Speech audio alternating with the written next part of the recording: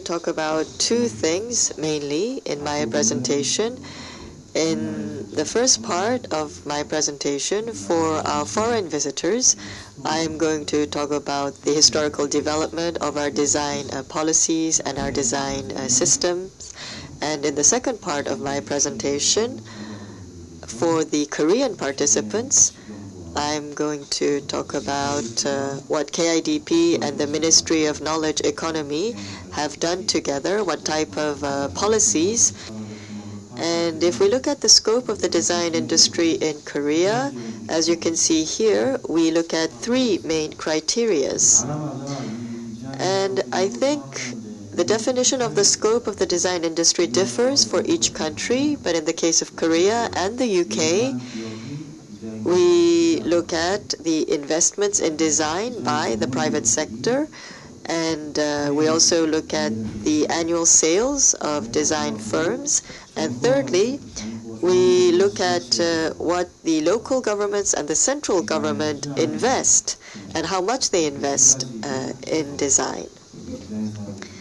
And based on these three main criteria, we define the scope of the design industry. And so based on this criteria, if we look at the design industry in Korea, and we compared this for 2006, 2008, 2010, we did this research every 2 years. And in 2006, it was $7.3 billion. And so it's about 7 trillion, not quite 7 trillion won. And then since the crisis, it went down a little bit in 2008, 2010, and it's about 5 trillion. But if we look at the investments of the central government and the local government, the investment amount is increasing. And if we compare it with other countries and what other countries are doing, in the case of the UK, it's about 24 trillion won. And of course, it depends on the scope of the industry in each country, but we can see these figures for other markets. And if we compare the GDP and other factors, GDP of the UK is twice that of Korea, but the scope of the design industry is 5 times higher for the UK compared to Korea. And here we try to define the design policy. It's a little bit theoretical. And the government establishes its design policy with the following objectives. And we would like to increase productivity and foster economic growth through design. And we have a plan and we have an action plan. And so we focus on design culture and we focus on growing the economy through design. And now let's look at the history of Korea's design policy.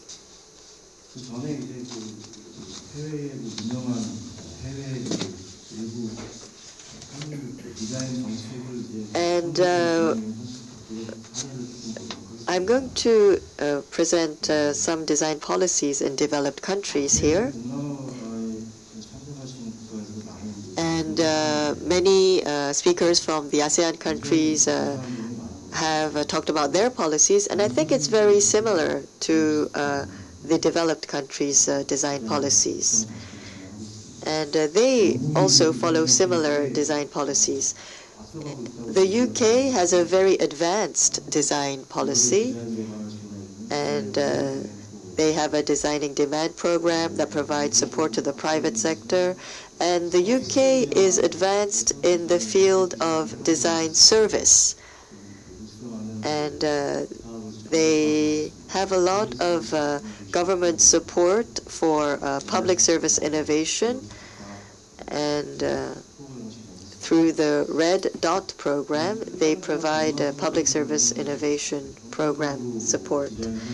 In the case of Finland, they are also very advanced in terms of design. And recently, we see more public support for design in Finland too. And China is also a country to watch.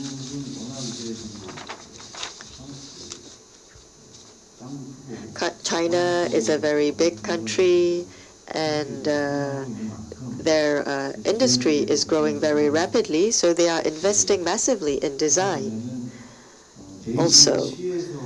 And Beijing City allocates a budget for design development, and it's 3 times higher than the design budget that is allocated for the total of Korea, just for Beijing.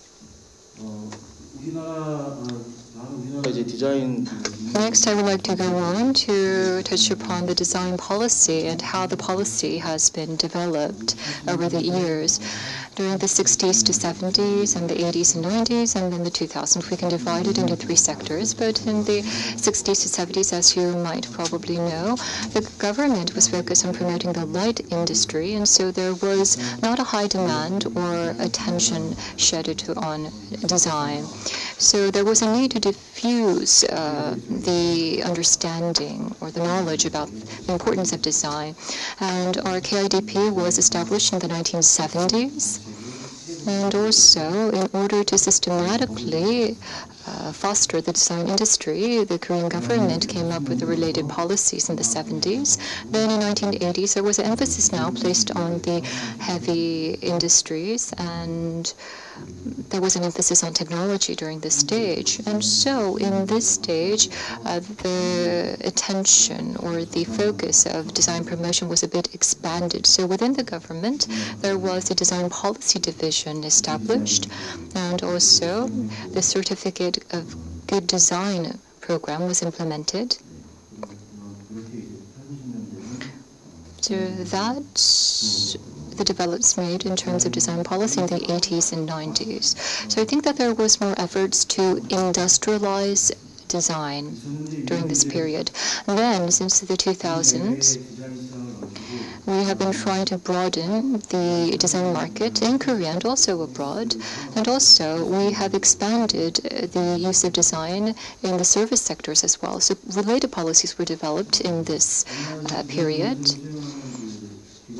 There are a number of agencies that are in charge of the design policies, and let's take a look at the cooperation system among the related agencies. First of all, the KIDP is working with the Ministry of Knowledge and Economy in terms of formulating policies. And also there are 3 regional design centers in Korea. And the KIDP and the regional design centers and the Ministry of Knowledge and Economy and the local governments are working together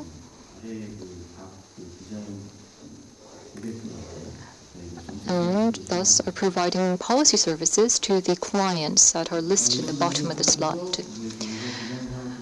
Then, based on these policies, our design industry has grown in scale. For example, we have seen more than 2 times growth from 2001 to 2006, and also there has been an increase of the employment of designers from 50,000 to 90,000 during the same period. And also, until 2015, there are a number of policy projects that will be carried out here in Korea, which I will now touch upon. There are 4 major strategies that we have established and goals that we have established. First of all, we want to promote design as innovation for innovation and creation. And second, we want to expand the design market. Third, we want to construct further design infrastructure. And fourth, we plan to foster talented and creative designers. So these are the 4 major policies that will be carried out in the upcoming years. First of all, I am showing you the more specific programs under each policy, and if I may introduce a number of the major projects. We want to strengthen the capacity of the design agencies and also the design firms. Now, in Korea, there are a lot of large corporations that have globally renowned design talent. However, most of the SMEs do not have that kind of capacity. So design firms are utilized to support the SMEs in terms of design. And these design firms are very advanced. So we want to help the SMEs to develop their own capacities so that their competencies can also be world-class as well. And so we have started providing budget to the SMEs in order for them to enhance their capacities. And also we have been providing budget to the design firms for them to assist the SMEs. So we have designated 13 design firms this year, and next year we will expand this project so that more design firms can benefit from this program. And as I mentioned before, we want to expand the design service so that it can be applied to the service sector as well. So in terms of the public sector, the public service, we want to apply design into the work that they do. For example, we want to improve the health services through design. And also using design, we want to help conserve energy. And also, we are thinking of utilizing design for national defense logistics, improving the national defense logistics system as well.